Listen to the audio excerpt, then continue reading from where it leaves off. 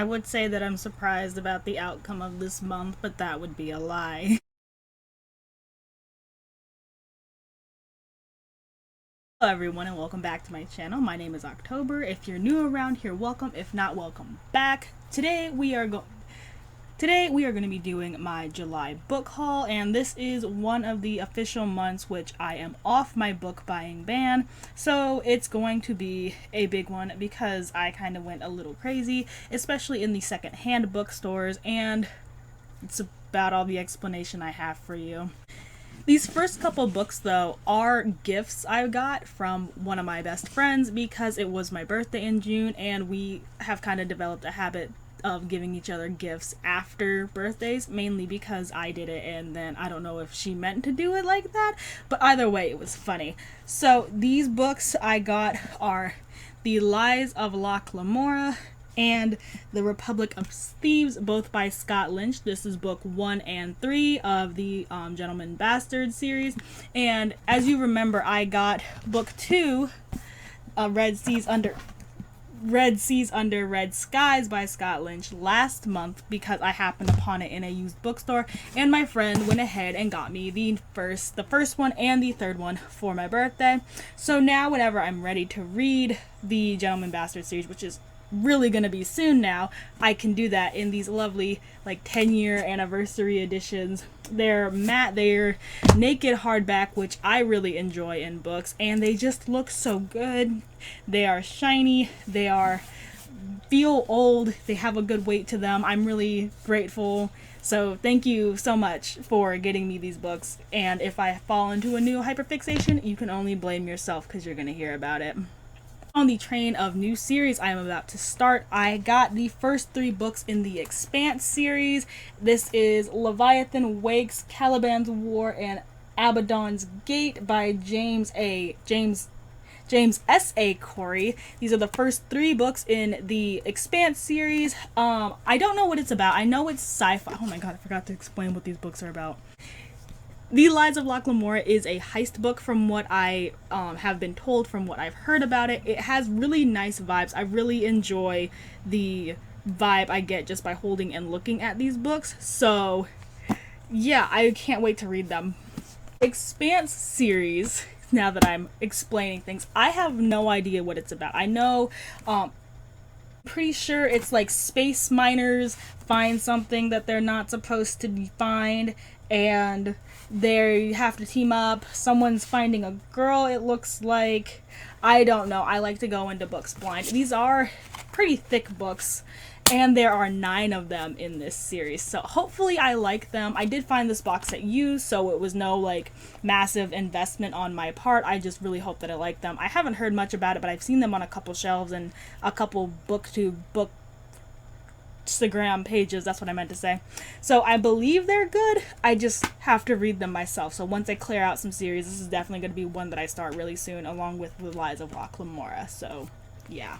Next is something that I got recently, and by recently I mean last night, and that is Krampusnacht by 12 Nights of Krampus, anthology edited by Kate Wolford.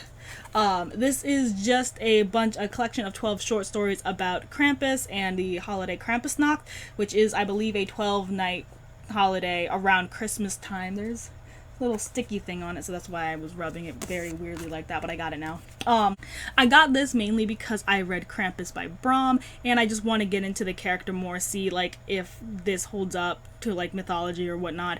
I'm just really interested in it. This is definitely going to be read in December, so look for it then, but I picked it up now because it was used, and you know, why not? I found a completed duology used, so I picked it up because it sounded interesting, and that is The Traitor God and The God of Broken Things, both of which by Cameron Johnson. The Traitor God, from what I can remember from my time reading a book, is a mercenary, a man who was on the run returns home to avenge the death of his friend, and he may have gotten caught up in something, I don't remember, but I'm really interested in picking it up. It's only a 2-book series, and I did find both of them, so that's going to be really easy for me to get through. I don't get to these because I do have higher priority series on my list and series that I need to finish, so this is probably going to be a later in the year type of thing, or early next year, because the list of books that I want to read for this year is pretty substantial for the last, 4 months in the year, so either I'm either going to read these late this year or early next year. Either way, I'm really looking forward to starting and finishing this. It's a 2-book series. I can do it. Speaking of series that I need to finish, I finally found the 4th and the 5th book in the Lockwood & Co. series. This is The Creeping Shadow and The Empty Grave, both by Jonathan Stroud. I literally cannot explain how surprised I was to find these books. I was in a bookstore in Nebraska, and I just decided to la-di-da and look around and see if I can find them, and they had the last 2. These were the only 2 copies in the store, so I picked them up. It's been the 4th book curse has finally been broken. I was totally convinced I was gonna have to find these online, but thankfully I was able to find them in a store. So I wasn't expecting it. I don't say much about them, but this does pick up, I believe, directly after the 3rd book, in which, spoilers for the Lockwood & Co. series, Lucy has left Lockwood & Co. for the safety of Lockwood and their other person who works there. I forget his name. I'm so sorry. It's been a while since I've read them. But she leaves for the safety of them after it is discovered that she is kind of an attractor for ghosts. So she starts her own ghost hunting, ghost crimes company, and is going around solving her own crimes on her own with other people, I guess. Like I said, it's been a while since I've read these series because I haven't been able to find these 2, and now I did. So I'm very excited. I'm definitely going to read these next month, so if you see them again really soon, it's going to be because it's going to be on my August TBR. Spoilers for my August TBR. So, yeah. You tell I don't have a, coherent sequence of how I'm picking these books up. There's a pile on my floor, and I'm grabbing them, and we're barely halfway through them, by the way, so buckle in. The next book that I picked up is A Familiar Name, because, what was the one? We Haven't Spoken in a While got popular one time, and that is You've Lost a Lot of Blood by Eric LaRocca. Eric LaRocca wrote You've Lost a Lot of Blood, and it's been a while since we've last spoke. This book is about, it's very vague on the back, but from what I've skimmed in, the prologue, it's about someone's brother is a serial killer, and we read his emails and text messages he exchanged with his lover, showing how they got to the point they're in and what kind of happened throughout the journey of them being serial killers. I'm very interested in reading this. I've been in I've said it previously, I've been in a very horror-y mood, despite not reading a lot of horror, but we'll get to that. So I'm really looking forward to reading this. I'm definitely going to pick it up soon, probably not next month, but probably next month. I don't know. I don't really plan how I read. I already have my TBR set for next month too, so that probably isn't going to help. But I am really looking forward to getting into this. It's relatively short, like a majority of horror books are nowadays, which is not a bad thing. But yeah, it's very interesting. It's an intriguing plot line. I've heard a lot of good things about this author, and I haven't heard a lot about this book specifically, probably because I'm not looking for it. But I am very excited to get into it. I really just plus the cover is really cool. It's really shiny too. So that's also what intrigued me. I caught the cover while browsing through Bookstagram, and this cover came up, and I'm like, oh, I know that name. And then I was in the bookstore, and I'm like, oh, I know that name, and I picked it up. So can't wait. As all the books on this list, I can't wait to... Book fell. I can't wait to read every single book. I've been excited recently. Speaking of books I'm excited about, we have You Feel It Just Below the Ribs by Jeffrey Craner and Jamina Mathewson. This is one of the co-authors, co-creators of Welcome to Night Vale. He has his own little publishing company. Well, not publishing company. He has his own little stuff going outside of Welcome to Night Vale series. It's still kind of bordering on the weird from what I've heard. I believe this is a fictional end of the world society trying to ensure lasting peace. I don't know. I just heard that Jeffrey Craner was writing a book, and I picked it up. One of my good friends read this book recently when it came out, and they said it was really good, and obviously I had to pick it up. So when I stumbled across it just in my browsings, I picked it up, obviously. The cover is really hard to see because it's all white, but it is very nice, and it has a good weight to it, and I'm really looking forward to getting into it. I have loved all the Welcome to Night Vale books that I have read, and while this is not Night Vale, I am still looking forward to getting into his more other works, you know. Support your local, well, not your local authors, support authors that you like, I guess. This is a book I mainly picked up because it was $2 at Half Price Books, and that is Bendy and the Ink Machine Dreams Come to Life. I saw a playthrough of Bendy and the Ink Machine, the original one, and I really enjoyed it. It really awakened something in me. Not anything weird, but I really do enjoy Bendy and the Ink Machine, and when I saw this was on clearance in the Half Price bookstore that I went to in Nebraska, I had to pick it up because why not? What do I have to lose? I have no idea what this is about. I like Bendy and the Ink Machine, and that's mainly why I picked it up, so can't really give you an explanation beyond that. I'm great at this. We're gonna get these two out of the way because we knew that it was coming, and I got more Sherlock Holmes retellings, and this is part of one of the series that I have going on, actually, that I haven't touched. This is Sherlock Holmes and the Titanic Tragedy. I believe this is Sherlock Holmes getting on the Titanic and watching things happen, I guess, or going through the mystery of things that happen. I don't really know. It sounds interesting. I like boat themed stuff, like boat arcs, like the Black Butler Campania, that's how you pronounce it. That is one of my favorite arcs. I like boat stuff, and Sherlock Holmes retelling on a boat, it's kind of right up my alley, or right up my waterway. Then on the Warlock Holmes side, more of the Warlock Holmes side, where it's a magical Sherlock retelling, we have Who Killed Sherlock Holmes by Paul Cornell. From what I glimpsed off the back, Sherlock Holmes has been a ghost. This is a series also, by the way. So Sherlock Holmes has been a ghost throughout the series, and now the ghost is dead? Something like that? I don't know if I need to read the rest of the books in this series to understand what's going on in this one, but I'm gonna read it like I don't have to.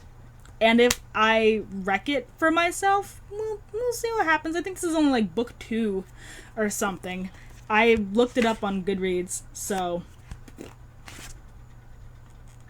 this is actually the last book in this trilogy. So that may actually impact when I read it. Who knew? And this is one that I've seen around a lot. One of my favorite booktubers, I can't remember her name, but I'll put it right here, somewhere up here, really likes it. And this is The Strange Case of the Alchemist's Daughter by Theodora Goss. This is another kind of Sherlock Holmes retellings, but it follows the daughter of Dr. Jekyll from Dr. Jekyll and Mr. Hyde, and I believe that there are a couple more like literary daughters in this story. It's a mystery, it's a magical mystery, and it apparently has fourth wall breaks in which the characters are writing the story and they interject with their own information about what's happening as we're reading it, so I'm really intrigued on seeing how that works out. I initially heard of this story like a couple years ago, but I didn't pick it up until I found it used for no particular reason. It's not that it didn't interest me, I just hadn't have too many things to read, so I didn't feel like picking it up, and then I saw it used, and I'm like, why not? It's like a 3-book series, trilogy. That's what a 3-book series is. And the cover, as again, I'm a sucker for a cover, so bought this. Probably not going to read it because I don't want to start yet another series, so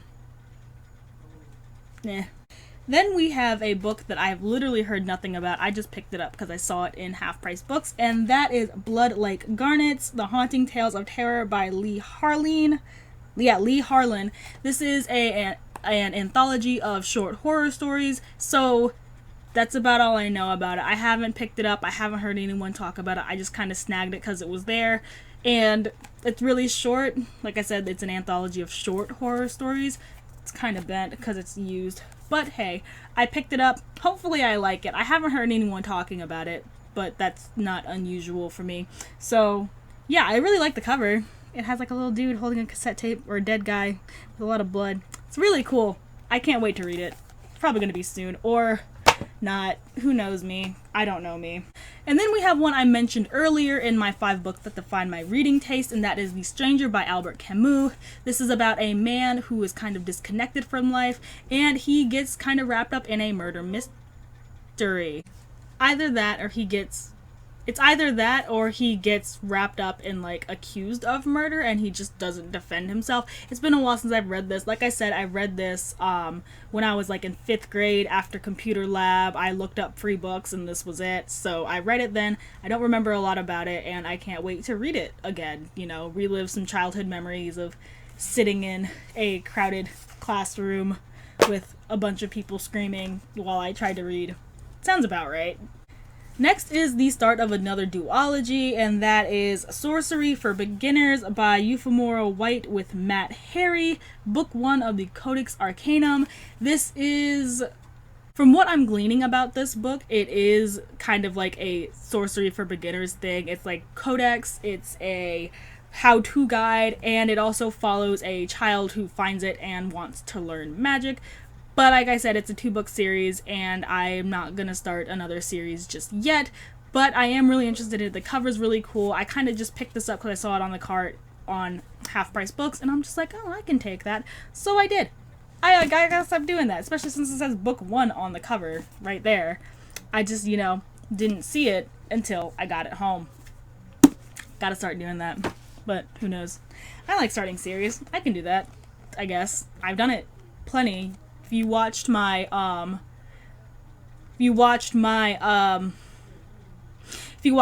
of my active series videos, you see that I'm really good at just starting series and not finishing them. But I'm getting better. I have a plan. Spoilers. We'll watch my August TBR video. I have plans. I heard this next one is going to be getting an adaptation soon, and I just kind of picked it up because of the cover, and then I found out that it should be getting an adaptation soon. I don't know. Either way, adaptation. This is Dark Harvest by Norman Patridge. No clue what it's about. I think it's a Halloween murder mystery, hauntings and killing the October Boy, and all that good stuff. I'm very excited to read it. I gotta stop saying that. But like I said, I'm in a horror mood. I snagged this from Nebraska, and I'm gonna read it soon. It's short, like all the horror books I seem to pick up are, and I'm just gonna read it. It's good. If it comes out, if the adaptation's coming out soon, I'll watch it. If it comes out later than soon, I'm still gonna watch it. God, did that make sense? Either way, I'll read the book probably around the time the adaptation comes out, and then I'll compare them. So, yeah. And I have 2 more books here, and this next one is one that I literally picked up because of a blind date with a books thing. They were doing this thing at the Barnes & Noble I went to where it was blind date with the books, and I finally succumbed to one because the description of the book was mercenary decides she doesn't want to be a mercenary anymore and opens a coffee shop. So, obviously, I had to pick it up. That is Legends and Lattes by Travis Baldry. By Travis Baldry. Like I said, this is about a mercenary who decides she doesn't want to be a mercenary anymore and opens up a coffee shop instead. I'm very excited. I'm so excited to read this book. I haven't heard anything about it. I picked it up because it was a blind date with a book. I had glanced at it a couple times when I was, you know, meandering through the store before I picked it up blindly. So I guess it was fate, right? Like, it sounds super cool. The cover is nice. I love how it's like high fantasy. It's like that high fantasy coffee shop setting everyone wants. I hope I like it. I'm gonna like it. If I do, you're gonna hear about it. If I don't, you're gonna hear about it. Either way, you're gonna hear about it. But hopefully it's great. And to wrap up the paperback section, because apparently I broke it down into paperbacks and hardbacks. No, I have one more paperback after this one. But this is Goth by Otsuchi. I don't know what this is about. I guess some weird girl likes murder stuff and she makes a friend and they get caught up in their own murder stuff. I don't know. I think that's what I read when I read the first couple pages of this, but I am not sure.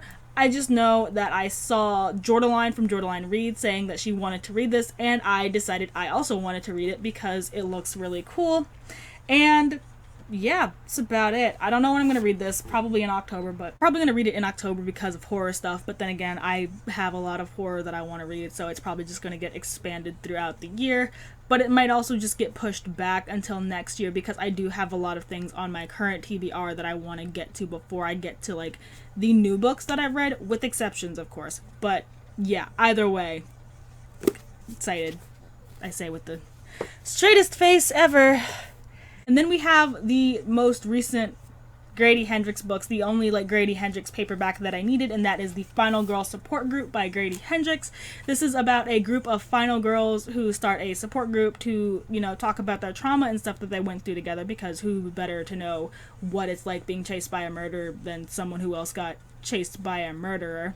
And they suddenly start dying. So I really like Grady Hendrix's writing. Like I said in my 5 books that define my taste videos, Grady Hendrix has a way of finding the specific niche in horror that really gets under my skin and really makes me like squirm. And I hope this does it for me too. I know the Southern Book Club Guide to Slaying Vampires really did that, and I've wanted to expand more into like this final girl genre that seems to be cropping up in the most recent years. So hopefully I like this, and if I do, I will probably pick up the Riley Sager book, Final Girls, and then there's My Heart is a Chainsaw, which I feel like is a final girl thing.